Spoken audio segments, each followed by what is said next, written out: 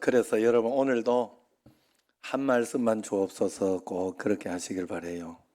여러분들에게 한 말씀만 내게 딱 제대로 들어오면 그것이 양약이 되고 축복이 되고 분명히 기적이 됩니다. 그래서 여러 가지 많이 경험하지 않아도 정말 하나님께서 오늘 말씀 가운데 깨달음을 딱 주시면 자세가 달라지게 돼 있어요. 그래서 감사하지 않는 마음이 있다가 이거 감사하는 일이구나 하고 생각이 되면 그때부터 자세가 달라지는 거죠. 여러분, 제가 지금 깨달은 것 중에 평범한 일상이 기적이다라고 늘 자꾸 이야기하잖아요. 지금 이렇게 내가 일들이 직장을 잘 나가고 있는 게 기적이에요. 다리 부러져가 못 나가면 어떻게 할 거요? 하나님 원망할 거예요? 원망한다고 되는 일이 아니에요. 그게 원망한다고 되는 일이 아니에요. 그때는 빨리 해결해야지. 빨리 어쨌든 낫게 해달라고 비는 수밖에 없지. 그죠? 일상이 깨질 때가 있다는 거예요. 일상이 깨지지 않는 것이 굉장히 내가 기적이다 하는 걸 여러분들이 꼭 기억해야 돼요. 그래서 오늘도 감사하고 저는 항상 그래요. 어떻게 좀 우리 애나 또 이렇게 미국이나 이렇게 잘못 좀 이렇게 어떤 일이 있을 때 좀 짜증이 나고 좀 불편하고 이런 일이 있을 때 빨리 생각을 다시 합니다. 그래도 여기에서도 감사한 것을 찾아보면 반드시 있어요. 사람은 언제나 하나님 앞에 이렇게 감사한 걸 찾으면 이번에 김정신 권사님이 그러더라고요. 손이 지금 굉장히 불편해요. 오른손을 디디다가 이렇게 했기 때문에 굉장히 불편하고 한데 그래도 하나님 이제 왼손으로 전화 받고 하기가 힘든 것 같더라고요. 문자도 아마 잘 못하실 거예요. 그랬는데 하나님이 다리를 그렇게 안 한 게 감사하다. 걸어 다니고 그냥 그래도 왼손이라도 밥을 먹고 이렇게 하니까 그런 이야기를 하더라고. 그렇게 생각해보면 또 그렇잖아요. 그러니까 우리가 언제나 하나님 앞에 그런 마음. 그래서 오늘도 이렇게 오후 예배 드리고 이렇게 할 때도 안 보이는 분들이 이렇게 있지만은 또 그래도 보이는 분들이 감사하고, 안 그래요? 맞죠?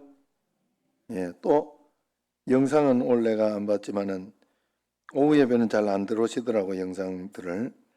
예, 그렇게 하지만 그래도 영상으로도 이렇게 들어오는 분들이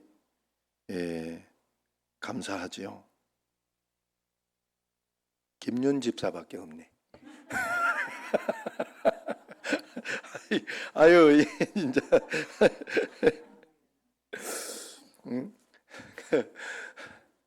그래, 여러분들이 그리고 여러분 꼭 그래요. 예수 잘 믿어가지고 실패한 사람은 없어요. 예수 잘 믿는다고 하면서 좀 다르게 믿어서 그래요. 좀 자기 생각대로 자기가 믿고 싶은 대로 믿어서 그래요.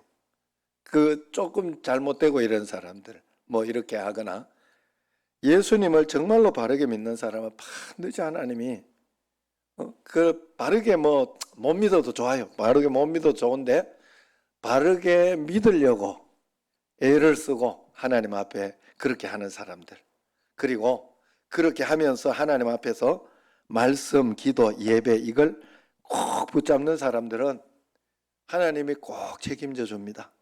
그리고 하나님 앞에 여러분들이 나는 예수님 믿는다 기본적인 거 이렇게 하면서도 그걸로만 끝내면 안 돼요. 그건 어린아이 신앙이면, 여러분 주일 예배 신앙과 어린아이 신앙이면 하나님이 줄 게 뭐 있어? 어린아이한테 줄 거는 별 거 없어요. 먹이 살려주면 그게 끝이지. 저는 지금 우리 미국에 있는 이렇게 예준이나 옷을 막 이렇게 이런 거를 안 사 입더라고. 받는 것만 해도 넘쳐는가 봐요. 넘쳐나는가 봐. 그래서 내가 그걸 가지고 만족하고 잘 입히는 걸 보고 내가 잘한다 이런 이야기를 했어요. 왜냐하면 내가 명품을 사가 입힌들 걔가 알겠어요? 그건 내 문제지, 그죠? 내가 이렇게 좀 잘못된 자아간 이런 걸 가지고 있기 때문에 그걸 가지고 내가 뿌듯해야지. 내가 미국에 가보니까 여기서 사진으로 볼 때는 막 굉장히 막 화려하고 이쁘고 좋은 게 있는데 이렇게 미국 가서 보니까 다 이렇게 거기서 어디 이렇게 물려받은 거. 아유 진짜 차는 아유 내가 진짜 차 그냥 진짜 굴러만 가더라고. 차는 굴러만 가요.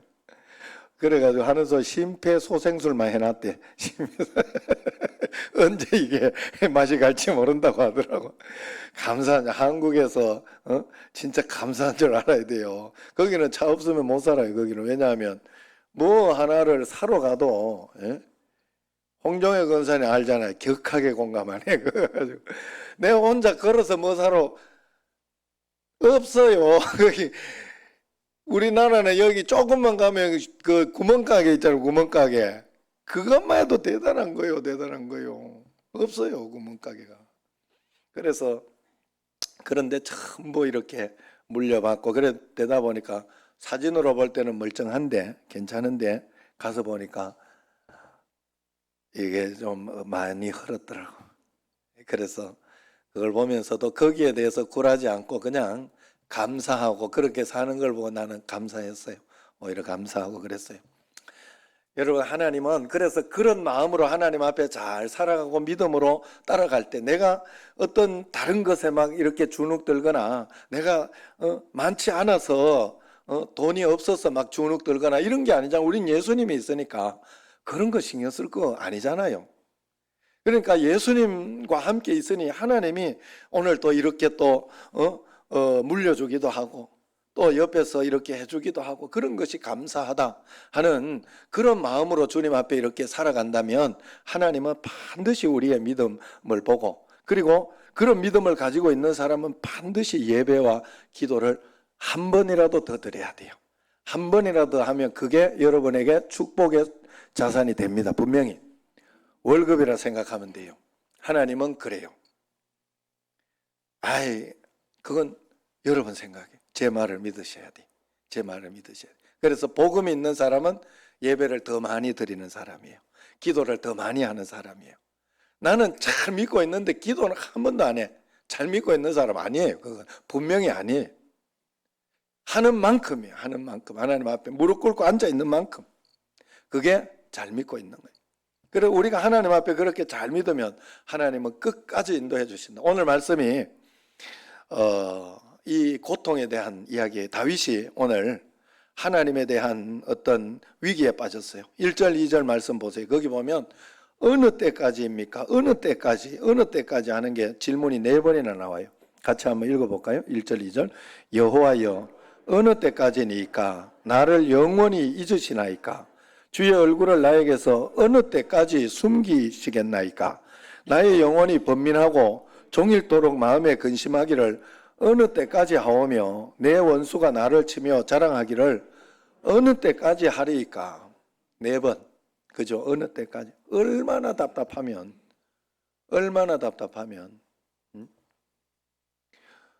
언제까지 주님 이렇게 하는 어찌하여 이런 일이 일어납니까? 하고 정말 답답하게 지금 기도하고 있는 거예요. 하나님이 안 계신 것 같고 계신다고 해도 나를 사랑하지 않는 것 같고 내 기도는 듣지 않는 것 같고 그럴 때가 너무 많이 있죠. 지금 북한에 있는 성도들 아니면 아프가니스탄이나 이슬람 국가들 뭐 이런 곳에서 해답이 없이 계속해서 끝까지 기다리고 하는 그런 사람들이 바로 이런 모양이 아닐까, 이런 마음이 아닐까 생각이 됩니다. 2007년도에 여러분 아실 겁니다. 4월 18일 터키에서 세 아이의 아버지인 독일 선교사 틸만과 2명의 터키인 그리스도인 네자티 목사와 우그르 형제가 무참하게 살해당한 일이 벌어졌어요. 이슬람 단체의 회원들이 거짓으로 신자가 되겠다고 성경 공부를 하다가 그것을 고발하고 세 사람을 죽인 것입니다. 녹화까지 하면서 3시간이나 무참하게 죽였어요.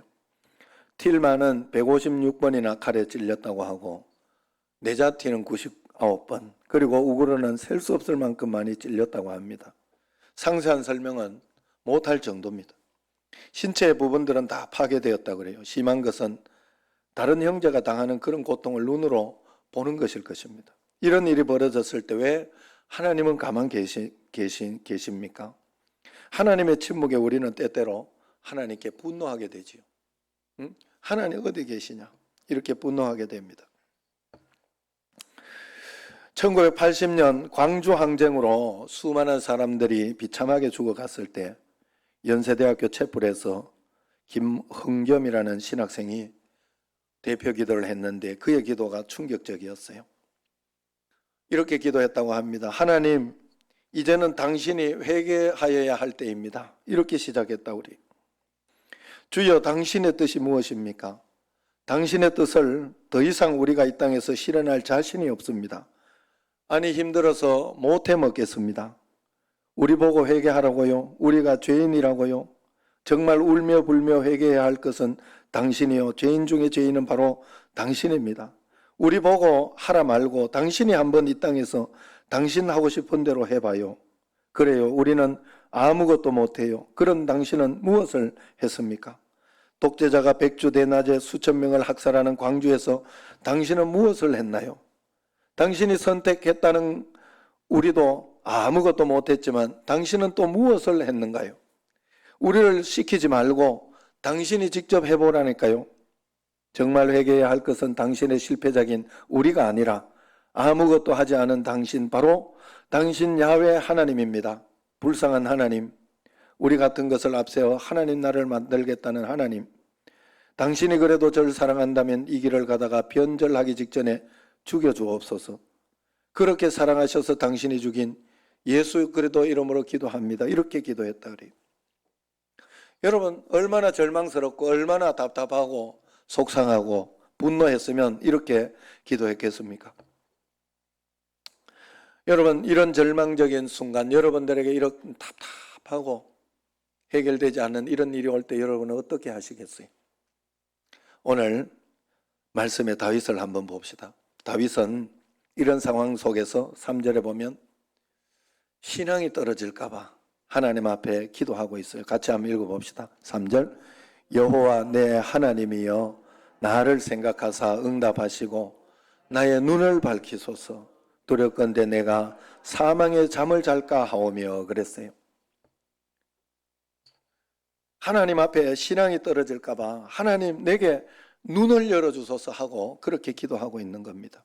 내가 두렵건대 사망의 잠을 잘까, 신앙 떨어져서 하나님 버릴까, 멀어질까, 그게 겁이 납니다 하고 기도한 거예요. 4절에는 어떻게 기도할까? 4절에 봅시다. 같이. 두렵건대 나의 원수가 이르기를 내가 그를 이겼다 할까 하오며 내가 흔들릴 때에 나의 대적들이 기뻐할까 하나이다. 하나님의 영광이 가려울 것 같아서 세상 사람들이 저 믿어도 별거 없네 이런 소리 할 것 같아서 그게 두렵다는 거예요. 하나님 앞에. 그런 마음으로 정말로 주님 앞에 간절히 기도하고 있습니다. 그럴 때 이 기도를 하나님이 또 들으시고, 이렇게 기도하던 사람에게, 여러분 문제 해결은 기도하다가 여러분 해결되는 거예요. 기도하지 않고 그냥 잘 되나 봐라, 한번 어떻게 되나 보겠다, 일 안 일어납니다. 일어날 수가 없지요. 일이 일어날 수가 없지요. 기도하다가 보면 하나님이 말씀을 주시고 깨닫게 해주는 거잖아요. 그래서 5절 6절에 보면 다윗에게 놀라운 반전의 말씀이 나요. 5절 6절 시작. 나는 오직 주의 사랑을 의지하여 싸우니 나의 마음은 주의 구원을 기뻐하리이다. 내가 여호와를 찬송하리니 이는 주께서 내게 은덕을 베푸심이로다. 절망적인 상황에서 다윗은 하나님의 사랑을 더 의지하면서 주의 구원을 기뻐하고 하나님을 찬송하고 있습니다. 지금 어떻게 이런 일이 일어날 수 있을까? 3절 말씀 상반절에 보면 거기에서 힌트를 얻을 수 있어요. 다윗이 기도할 때 여호와 내 하나님이여 나를 생각하사 응답하시고 나의 눈을 밝혀주옵소서, 그렇게 기도하고 있어요. 나의 눈을 밝히소서. 영안을 열어달라고, 깨닫게 해달라고, 한 말씀만 달라고 기도하고 있는 거예요. 하나님 앞에. 하나님, 내가 이 문제에 대해서, 여러분 고난과 고통, 어려움이 있을 때 문제가 해석이 되면 이 문제는 이게 내가 잘못했네.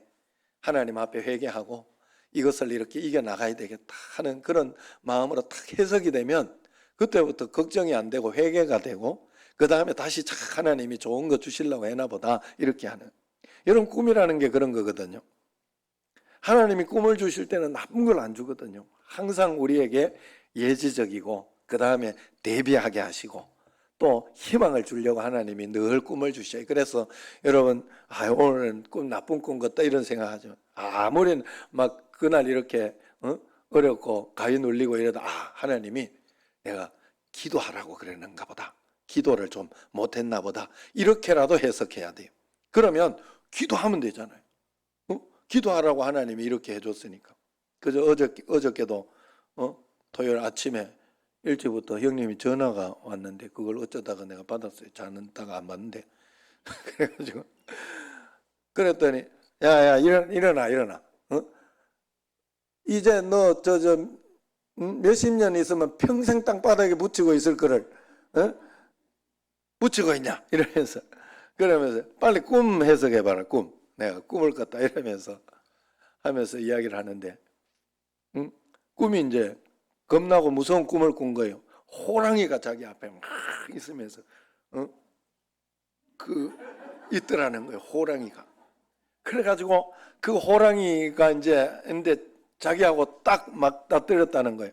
계단에 이렇게 있다가 계단 위에선가 밑에선가 하여튼 딱 맞닥뜨렸는데 이 호랑이가 힘이 좀 빠졌더래. 자기 보기엔 딱 힘이 좀 빠졌더래. 요거 한번 싸워볼 만하다 하는 그런 딱 느낌이 들어가지고 그렇게 딱 대처하다가 깼다고. 그래 보통 이러고 보면 호랑이 겁나는 게 이제 자기 앞에 나타났으니까 나는 이제 큰일 났구나. 뭐 호랑이 같은 문제가 있고 이러면 어떻게 이러면 안 되잖아요. 그러니까 내가 보고 이제 꿈을 해석해라고. 그래가지고 그랬더니 이제 요즘 뭔 일이 있냐 하고 이제 이렇게 했더니 교회 이제 그 이야기를 하더라고요. 교회가 이제 새로 전도 프로그램을 이제 내일이 딱 선포주일 이제 시작하는 선포주일 오늘이 그날이래요. 그래가지고 그것 때문에 이제 마음속에 두려워하고 걱정할까봐 하나님이 미리 보여준 거예요. 힘 떨어진 호랑이. 왜 예전에는 사자가 좀 나타난 게 있거든요. 교회에 이렇게 뭐 이런 고난이나 어려운 일이 있을 때는 사자가 형님한테 좀 나타났던 것 같아요. 왜 사자가 아니고 호랑이지 이러더라고. 그래서 내가 호한마마가 생각난다. 그 호한마마가 뭔지 알죠? 옛날에 전염병은 아니지 이게 이 천연두 그걸 가지고 이렇게 이 곰보 이렇게 이거 되는 거 이거 그걸 호한마마라 그래요. 호랑이가 공격해 가지고 또 마마신이 요 속에 있다 뭐 이런 어떤 거에서 호한마마라 한다고 그래요. 내가 찾아봤어요. 그러나 어쩌면 호랑이로 표현했잖아요. 지금 이 코로나가 호랑이 같은 어떤 그런 것이다 이 말이에요. 그런데도 걱정하지 말고 두려워하지 말고 밀고 나가라.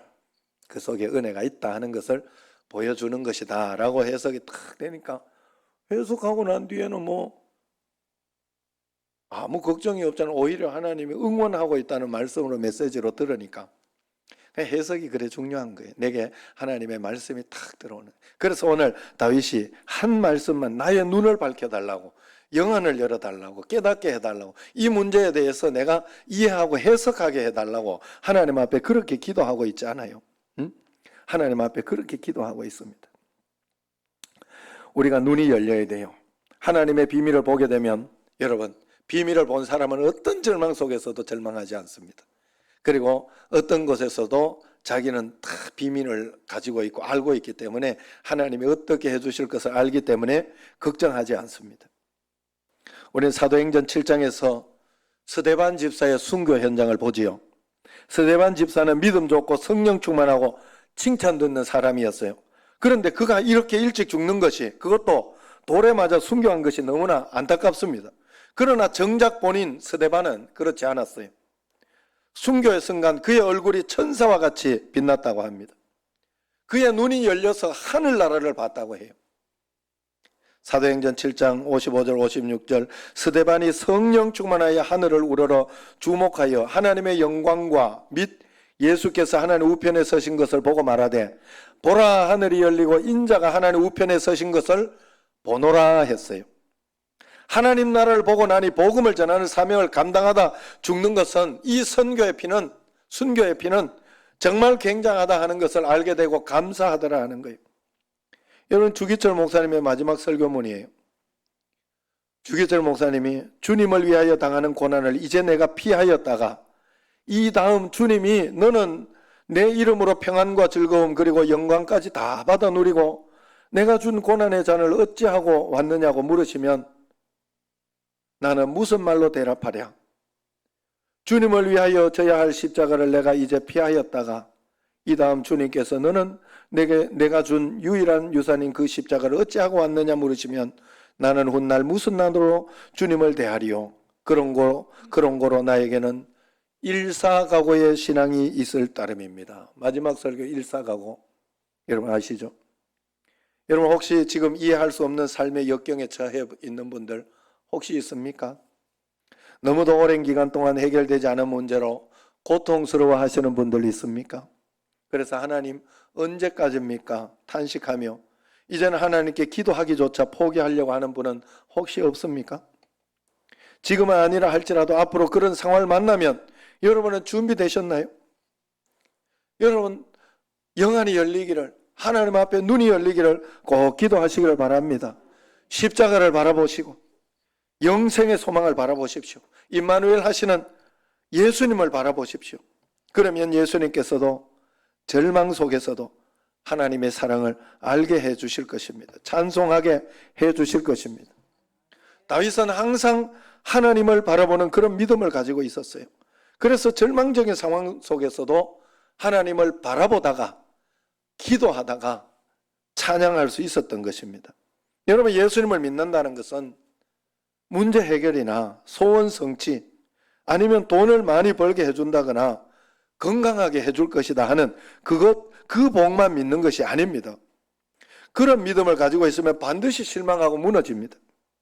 어려운 일이 생기고 어두운 시절이 오고 억울한 일을 당해도 기도 응답이 지연되고 악이 세력을 얻으면 예수님께서 십자가에서 이루신 일들조차 가리워지는 것처럼 여겨지기 때문에 그렇습니다. 여러분 베드로는 성령 충만하고 난 뒤에 죽을 위기에서 살아나고 설교하니 하루에 3,000명, 5,000명이 구원을 받았어요. 베드로는 그랬어요. 그러나 스데반 역시 동일하게 성령 충만하였으나 그가 설교하니 사람들이 돌을 던지고 오히려 돌에 맞아 죽게 됐어요. 이것을 기복적으로 믿으면 설명할 길이 없어요. 하나님 앞에서. 하나님이 내게 허락하신 사명과 하나님이 내게 가라고 하시는 그 길을 우리는 한 걸음 한 걸음 따라가고 그렇게 따라갈 때 내게 가장 행복하고 복된 것으로 주신다는 그 섭리의 믿음, 그 사명의 믿음, 소명의 믿음이 우리에게 꼭 있어야 된다는 거예요. 그래서 늘 말씀드리지만 개척교회도 하나님의 귀한 사명이 있고 큰 교회도 하나님의 귀한 사명이 있고 중견교회도 하나님의 귀한 사명이 있어요. 부자도 하나님의 귀한 사명이 있고 가난해도 하나님의 귀한 사명이 있고 중간치도 하나님의 귀한 사명이 있는 거예요. 늙어도 하나님의 귀한 사명이 아직 있고 젊어도 하나님의 귀한 사명이 있고 중간 나이도 다 사명이 있는 거예요. 어느 때 과거에 했으면 좋겠다 아니에요. 지금 내가 깨닫고 지금 이 시간 이 순간 하나님이 나를 인도하고 나에게 사명을 주셔서 내가 할 수 있는 일에 최선을 다하고 주의 말씀대로 살고자 작정을 하고 오늘 말씀 읽고 기도할 수 있다면 그것이 하나님 앞에 귀한 거예요. 대통령도 귀한 사명이 있지만 시골 농부도 귀한 사명이 있는 겁니다. 여러분 농부가 없으면 밥도 먹지도 못해요. 우리는 여러분 모든 사람은 서로서로 연결되어서 서로서로 돕고 서로서로 그렇게 살아가는 거예요. 더불어 살아가는 거예요. 그래서 섬에 사는 어부도 귀한 사명이 있고 농사 짓는 사람도 사명이 있는 거예요. 하나님은 백부장에게 최고의 칭찬을 했어요. 천부장한테 한 게 아니요, 만부장한테 한 게 아니라 대통령한테 한 게 아니라고요. 백부장에게도 하나님은 그 믿음을 보시고 가장 최고의 칭찬을 하셨죠. 과부를 보고도 과부의 2렙돈 2,000원 정도 헌금한 그것만 가지고도 하나님은 최고로 너가 너에 있는 것을 다 하나님께 바치는구나 하고 최고로 칭찬을 했다는 것을 여러분 기억해야 됩니다. 그렇기 때문에 나와 함께 계신 예수님을 내가 얼마나 존귀하게 대접하느냐, 그것이 관건이요. 거기에 모든 믿음과 축복이 다 들어있고 행복과 불행이 거기에 들어있습니다. 여러분, 예수님을 믿는다는 게 예수 그리스도가 사기꾼이 아니다, 예수 그리스도가 거짓말쟁이가 아니다 하는 것을 확실히 믿는 것이에요. 그걸 믿는 거예요. 모든 것이 소망이 없고 좌절이 와도 나는 주님을 믿겠습니다. 함께 하시니까요. 모든 것이 설명될 때 나는 내 믿음이 신원될 것을 확신합니다. 마침내 하나님은 사랑과 공의의 하나님으로 분명히 드러나실 것입니다. 구름이 덮여 있는 것 같아도, 구름이 덮여 있어 태양이 보이지 않을 때라도 구름 저 뒤편에 태양이 있는 것을 나는 믿습니다 하고 주님 앞에 믿음으로 나아가는 거예요. 주님, 저는 이 상황을 이해할 수 없습니다. 그러나 언젠가 이 모든 것이 설명될 날이 올 것입니다. 그때까지 저는 주님 편에 서 있겠습니다 해야 되는 거예요. 여러분, 예수 믿는다는 것은 이와 같은 거예요. 우리가 이렇게 예수님을 믿으면 상황이 아무리 어렵더라도 우리는 그 어둠 가운데 무너지지 않을 것입니다. 주님과 함께 그 어려움을 통과하게 될 것이, 그리고 위기가 지난 후에 우리 영혼은 주를 향해 더 강한 믿음을 가지게 되고 더 가까이 가게 될 것입니다. 사드락 메삭 아벳노고는 우상에게 절하지 않는 죄로 풀무불에 던짐을 받게 되었지요. 그때 그들은 자기를 죽이려고 하는 느부갓네살 왕 앞에서 담대하게 이렇게 이야기했어요. 왕이여, 우리가 섬기는 하나님이 계시다면 우리를 맹렬히 타는 풀무 가운데 능히 건져내실 것입니다. 왕의 손에서도 건져내실 것입니다. 그러나 그렇게 하지 아니할지라도 이 속에는 하나님의 뜻이, 내가 죽어야 한다면 죽는 것에 하나님의 뜻이 분명히 있으니 그렇지 아니할지라도 나는 왕이 섬기는 신들을 섬기지도 않고 왕이 세운 금신상에 절하지도 않을 것입니다. 그렇게 고백했지 않습니까? 그렇게 하지 아니하실지라도. 이것이 하나님을 진정 믿는 자의 태도다 하는 거예요. 멀린 캐로더스 목사님의 걸으면서 뛰면서 감사 찬송이라는 책에 이렇게 보면 이런 내용이 나와요. 이 목사님이 인디애나주에서 목회하시다가 하나님께서 강건해서 캘리포니아로 임지를 옮기면서 한 달 동안 휴가를 가게 되었다고 합니다. 모든 이삿짐을 트레일러에 싣고 온 가족이 차를 타고 휴가를 떠나게 되었는데 도중에 큰 교통사고를 당해서 짐도 잃고 다치게 되었다 그래요. 다행히 크게 다친 사람이 없이 그날 밤 근처 조그마한 호텔 방에서 예배를 드렸다고 합니다. 크게 다치지 않았으니까 그냥 예배를 드릴 수 있었겠지요. 캐로더스 목사님은 늘 하던 대로 교통사고 난 것을 감사하며 기도했다고 해요. 이 목사님은 항상 예수님을 바라보면서 모든 일에 감사합니다, 찬송합시다 하는 메시지로 유명한 목사님입니다. 그때 함께 하던 아들이 화를 냈다고 그래요. 아버지, 솔직히 나는 오늘 우리 식구들이 바보 같다고 생각해요. 그런 사고에 대해서 어떻게 하나님께 감사하다니. 예? 우리가 가진 모든 것이 지금 다 쓰레기 더미로 변했어요. 우리 자동차는 날아가 버렸고 휴가도 망쳤고 이제 우린 아무데도 갈 곳이 없어요. 그런데도 하나님을 찬양하신다고요? 나는 아버지가 그것이 진심인지 믿을 수 없어요. 그러면서 막 울더랍니다. 그러나 하나님은 그때부터 역사하셨다고 해요. 모든 차량과 짐에 대해서 보험금이 나오고 또 그 사고로 인해서 오히려 저렇게 멀쩡하게 사는 것이 기적이다 해서 전도의 역사가 일어나고, 그리고 또 그 마을에 부흥의 역사가 일어났다고 합니다. 그리고 생각지도 않았던 오히려 더 멋있는 휴가 여행도 경험하게 하나님이 해주셨다고 해요. LA 교회에 그 노진준 목사님이 있어요. 이분은 생후 8개월에 소아마비 장애를 얻은 사람입니다. 그래서 고1 때 목사가 되기로 서원하면서 그때 기도를 하나님 제가 목사가 될 거니까 다리 좀 고쳐주십시오 하고 기도했다고 합니다. 그리고 하나님은 분명히 고쳐주실 것이라 믿었다고 해요. 매일 아침 저녁으로 기도했다고 해요. 하나님 언제 들어주실까? 신유 집회마다 참석하고 또 미국 어느 교회 신유 집회에 참석해서 간절히 기도하고 있는데 그때 목사님 설교에 시험이 들었다 우리. 누구든지 믿음으로 기도하면 무슨 병이든지 다 낫는다. 그 말씀을 듣고 분노하면서 상담을 했다고 해요. 정말입니까? 무슨 병이든지 화가 나서 바울의 육체의 가시는 낫지 않게 했잖아요. 그러면서 질문하니까 그래 바울에겐 육체의 가시가 있었지 하더랍니다. 그래 응답받았습니까? 그러니까 바울은 육체의 가시를 거두어 달라고 3번 기도했을 때 그때 응답받았다. 3번째 응답받았다 하더랍니다. 그때 받은 응답이 바로 네가 받은 계시가 너무 커서 하는 하나님의 말씀이라는 거예요. 그 말씀의 응답을 받은 후에 육체의 가시를 거두어 달라고 더 이상 기도하지 않았다고 하죠. 다윗은 그렇게 응답받았다는 거예요. 해석을 받은 거예요. 자기의 육체의 가시가 왜 있는지. 이것 때문에 이것이라도 있으니 지금 자기에게 일어나는 기적, 표적 이런 것들에 자고하지 않고 교만하지 않고 겸손히 더 하나님을 지금 섬기고 있는 것이다라는 확실한 해석을 해준 거예요. 하나님이 3번 기도했을 때 3번 기도했다는 건 3번이 아니에요. 40일 기도 3번 했다는 이야기예요. 유대인들은. 그래서 그렇게 할 때까지 아무 그게 없다가 그때 마지막에 하나님이 그것으로 하나님이 응답을 주셨기 때문에 거기에서 바울은 응답을 받았다는 거예요. 그래서 바울은 주님의 나라 복음이 증거되기 위해서 자기의 육체의 가시가 유익하다는 것을 그날 깨달았다는 겁니다. 그래서 가시와 함께 가기로 결단했다는 거죠. 모진준 목사님이 마지막에 이런 고백을 합니다. 그날 나도 고침받았습니다.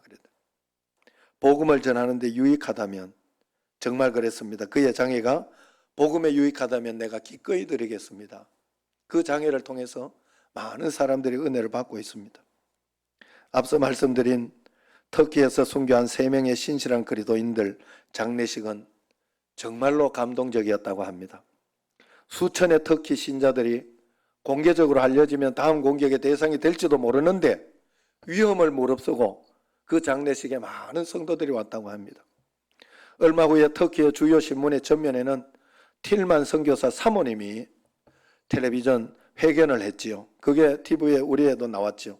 거기에서 용서를 선포하는 장면을 내보냈습니다. 그래도 나는 터키를 떠나지 않을 것이고 남편을 죽인 터키인들을 원망하지 않을 것이다. 그녀는 기자들에게 그렇게 말했다고 합니다. 그리고 오 하나님 저들을 용서하옵소서. 저들이 하는 일을 모르니이다. 알면 그렇게 하겠습니까? 자기가 이게 나쁘다 이렇게 하면 큰일 난다 하고 생각이 된다면 안 합니다. 아무도 그렇게 모르니까 하는 거예요. 모르니까. 그렇게 기도했다고 하죠. 여러분 오늘 이해할 수 없는 모든 것은 다 하나님께 맡기시기를 바랍니다. 그리고 기도하며 기다리시길 바라요. 그리고 하나님 말씀에 내가 충성을 다하면서 흔들리지 말고 여러분 직장에 흔들리지 않고 가는 것처럼 말씀 읽고 기도하는 거에 흔들리지 말고 해보세요. 하나님 앞에 꾸준히 꼭 영어는 평생 해야 돼. 내가 먹는 거 하루 먹어놨다고 일주일 내가 굶고 그러지 않거든요. 그렇게 해서는 못 살아요. 매일매일 우리가 말씀과 기도 생활은 하나님 앞에 꼭 해야 될 거예요. 그게 있어야 하나님 앞에 오는 게 있어요. 여러분 그렇게 하나님 앞에 늘 바라보며 하나님을 간증하며 살아가는 저와 여러분이 되기를 주의 이름으로 축원합니다. 기도하겠습니다.